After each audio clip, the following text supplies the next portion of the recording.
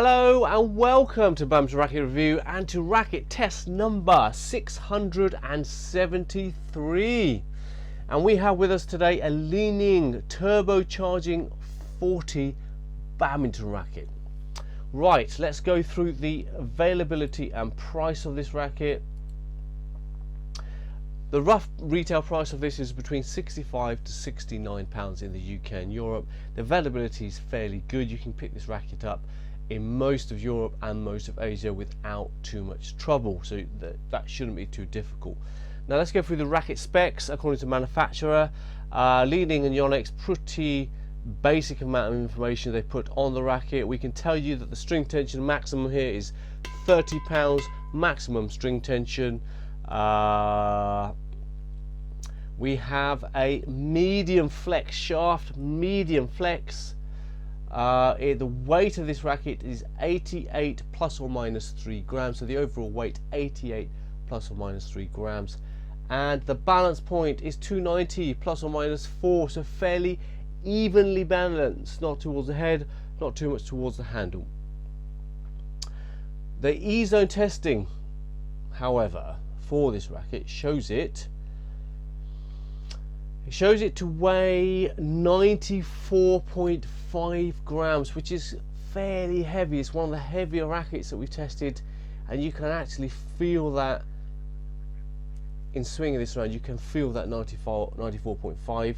The stiffness of this racket is medium stiff, which is pretty much what they've said, so medium stiff shaft according to our testing, and the balance point on this racket is at 300, which is just bearing weight a little bit towards the head, not quite as evenly balanced as Li-Ning's measurement, but not that far off either. Okay, in terms of the design of this racket, well, to be honest with you, FZ Forza, Li-Ning, very similar style. They just do a very similar style of styling, so you get a little bit of graphics here on the shaft, and then you get some graphics around the head. Nothing particularly impressive, nothing particularly unique about it. Take a look at these pictures and see what you think of the design for yourself.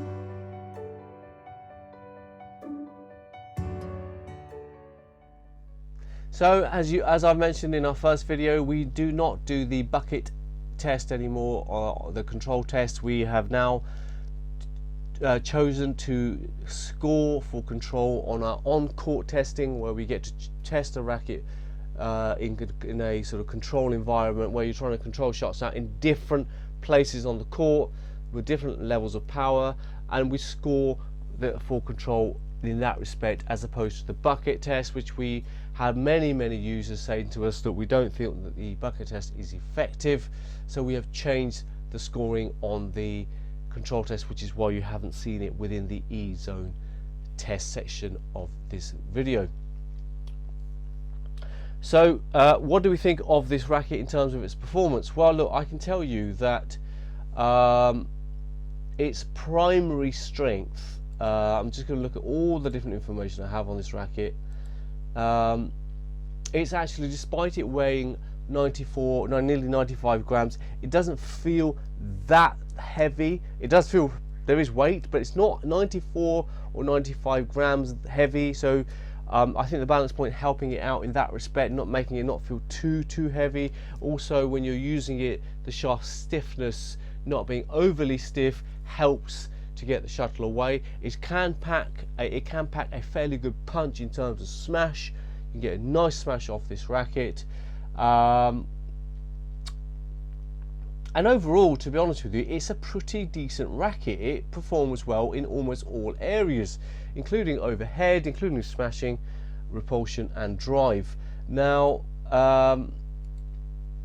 and to be honest, at the price point of nearly 65 to 70 pounds, it represents pretty good value for money. The part that I think you're going to have to be careful of, I'm constantly toggling between 4 screens of information here, so it's quite I have to take a lot of information in to make sure I'm giving you the correct information. You may think a racket as heavy as this is going to be slower in defense. It's not. It's actually not too bad. It can even offer good drives. It's been designed very well by Li-Ning, and I personally would say it's thumbs up. It's worth trying this racket at the price point. If this racket was £120, the conversation may be slightly different, but it's still worth trying. It's not as stable as the 900 caliber 900i, not caliber 900i by Li-Ning, which is a really stable racket. But I tell you something, you get 90% or 80% of the performance for almost half the price. So worth considering this turbocharging 40. For people who like lightweight, snappy racket, it's not that. It's not that kind of racket. It's not super quick in the air. It's not lively to feel, but to use. Sorry, it's not that lively, but it does do most things very well.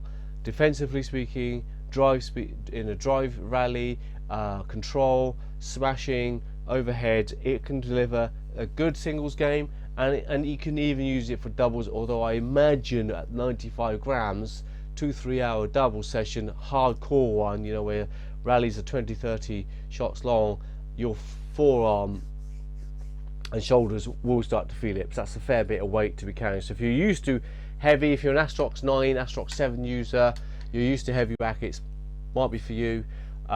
If you're used to the Venom, the Abros range, definitely not going to work well for you, because it's just so much more weight that you're walking around with. And I do think that we need to do this research. We haven't done it yet. We haven't been authorized by BidWF to do it, but I do want to do the research which shows the exertion, the physical exertion on your heart and your lungs when you're carrying that much more weight over a long period of time. 2-3 hours, you're reaching around, you're doing all of this movement, and there's just that much more weight at the end of the racket. How much more use are your muscles getting? How much more? Therefore, if your muscles are getting used more, your heart has to work harder. You need to intake more oxygen to feed those muscles. So it'll be an interesting thing to do, and I think you will find that cause and effect situation with this racket. I hope you found that helpful. We are going to change the E-Zone for next year. So if you're not familiar with the E-Zone, there will be a video tour of the current E-Zone model at the end of this video. But this is what the new E-Zone will look like, and as you can see there, we have now incorporated the E-Zone testing as half the scoring and the court testing as half the scoring, giving a better all-round picture of the racket that you're possibly looking to purchase. We're also trying to set up agreements across the world with retailers so you get the best prices. So we're delivering the entire package. Not only are you getting the reviews, you're also getting the prices, you're also hopefully going to get decent service from these people, and this will be in many different countries across the globe. Like I say, this is early days for Badminton Racket Review. A lot more to come from us. We're only 2 years or so on YouTube, so we're still learning, we're still growing, we're still getting better, and you guys have been such an important part of that process. You are so awesome. You've supported us so much. People are starting to leave reviews on YouTube now. People are starting to leave reviews on the E-Zone. Do that. Let people know what you think. We're okay. You can't recommend a racket that's going to work for everybody. It's just not going to happen. But so we're very open to hearing from you. What do you think of this racket? How did it work for you? Many people do agree with our analysis. That's so far the trend. But some people don't. And if you don't, it's okay.